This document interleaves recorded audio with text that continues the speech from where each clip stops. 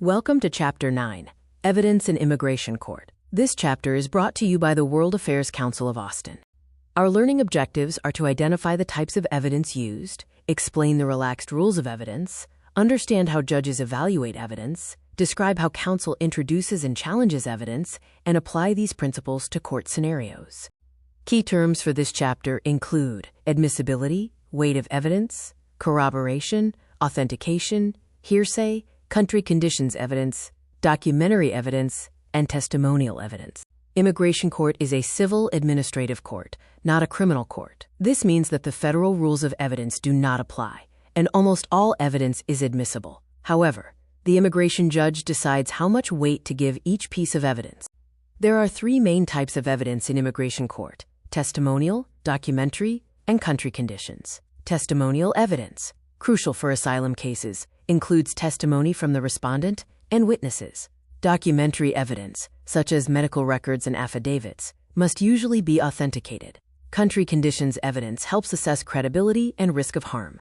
Admissibility is the threshold question. Most evidence is admitted unless it is irrelevant, overly prejudicial, or unreliable on its face. Weight is what the judge decides to give the evidence based on its reliability, source credibility, corroboration, and detail. Hearsay, which is allowed in immigration court, is evaluated based on source reliability, motive to fabricate, and consistency with other evidence. The key question is not, is it hearsay, but is it reliable? The Real ID Act sets corroboration requirements. Judges may require corroboration unless it is reasonably unobtainable, unnecessary, or the testimony is highly credible. Failure to provide corroboration can result in a denial of relief. Documents must be authenticated. Unless the judge waives the requirement, the document is self-authenticating, or it is inherently reliable. Common authentication methods include testimony, affidavits, expert testimony, and official seals. DHS evidence submissions include criminal records, border interview notes, and country expert reports. Respondents' counsel must challenge this evidence by scrutinizing source reliability, factual accuracy, translation inconsistencies, and incomplete records. Respondent evidence submissions often include testimony, affidavits, medical records, and country reports. Evidentiary strength is key, as the strength of the respondent's evidence often determines the outcome of the case. These questions will help reinforce your understanding of the concepts discussed in this chapter. Consider why immigration court allows evidence that criminal courts exclude, and why testimony and corroboration are so important. To test your knowledge, assess your ability to define admissibility, describe the difference between admissibility and weight, explain hearsay in immigration court, and define authentication.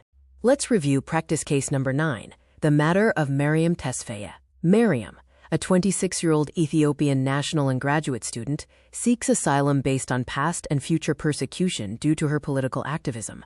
Her case is currently in pre-hearing preparation. The defense is submitting medical records and affidavits, while DHS is submitting border interview notes and police reports, alleging inconsistencies and challenging authenticity. This clash highlights the importance of reliability and authentication in immigration court. The testimonial strategy involves UTEP professors as expert witnesses regarding the political climate and Mariam's credibility.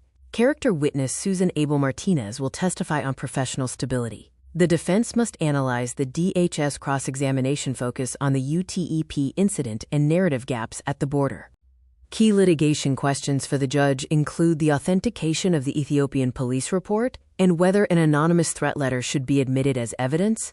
Other questions focus on the reliability of the private medical report and dealing with credibility inconsistencies between testimony and initial border notes. The respondent's theory is a silenced voice, presenting Mariam as a legitimate refugee and the police incident as a misunderstanding. The government's theory is a manufactured claim, highlighting narrative shifts, the UTEP incident suggesting lack of candor, and the threat letter being unverified hearsay. To close the credibility gap, the strategy is to reconcile testimony with the administrative record. This includes corroboration using professors, addressing inconsistencies by citing trauma/stress during the border interview, and filing a motion to exclude the Ethiopian police record based on lack of neutrality. Next steps involve finalizing witness preparation.